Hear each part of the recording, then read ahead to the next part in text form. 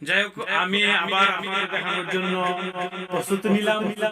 সেখানে অবশ্যই আপনারা দেখতেছেন যে লাউগুলো এত সুন্দর পরিবেশে, আল্লাহর অশেষ রহমতে এই লাউ গাছটা কত মরে গিয়েছিল, সেখানে আবার নতুন করে জীবন আরোহণ করে আবার এই যে আপনারা দেখতে পাচ্ছেন এই মুহূর্তে দেখতে পাচ্ছেন যে লাউ গাছগুলা যে তাজা তাজা পাতা, তারপরে এখানে হচ্ছে যে লাউ, এটা আরবিতে বলা হয় কদু। তারপরে এই যে আপনারা দেখতে পাচ্ছেন। তো যাই হোক, আমাদের এই মাছরাঙার উপস্থাপনা এবং উদ্যোক্তা হচ্ছে বাংলাদেশ খুলনা থানা। উনি হচ্ছে, ওনার নাম হচ্ছে জুলহাস ভাই। আমরা সকলে ওনাকে বরমিও বলে চিনি। উনি হচ্ছেন এই যে আপনারা দেখতেছেন। যাই হোক, ওনার দ্বারাই এই আমাদের মাজরা অনেক সুন্দর হয়েছে বা এই পরিষেবা পরিচর্যা করেছেন উনি। সেক্ষেত্রে আপনাদেরকে আরেকটি দেখাচ্ছি, এটা হচ্ছে তুলসী গাছ, যেটা আমরা চিনি সকলেই। এই হচ্ছে তুলসী গাছ। একটি গান মনে পড়ে গেল যে অকারণে তুলসী হলে জল ঢালিলাম, পাইলাম শুধু ভালোবাসিলাম। তো যাই হোক, আপনাদের মাঝখানে একটু বিনোদন দিলাম গান দিয়ে। তারপরে দেখাচ্ছি এখানে পেঁপে গাছ। এটা আপনারা দেখতেছেন যে পেঁপে গাছটা হয়তো পেঁপে আসলে কিছু বড় হয়েছে, মাঝারি অনেক বড় হয়েছে।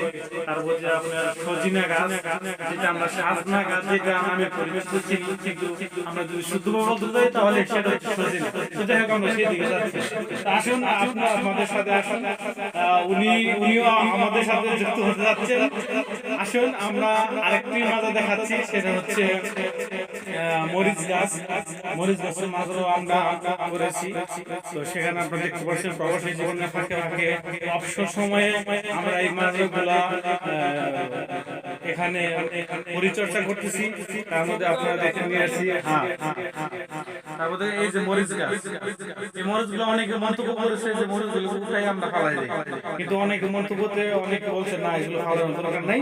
আমরা এগুলো রাখার কারণে আজকে শীতল হওয়ার কারণে আবহাওয়াটা মরিচ, অনেকগুলো মরিচ এসেছে ইনশাল্লাহ।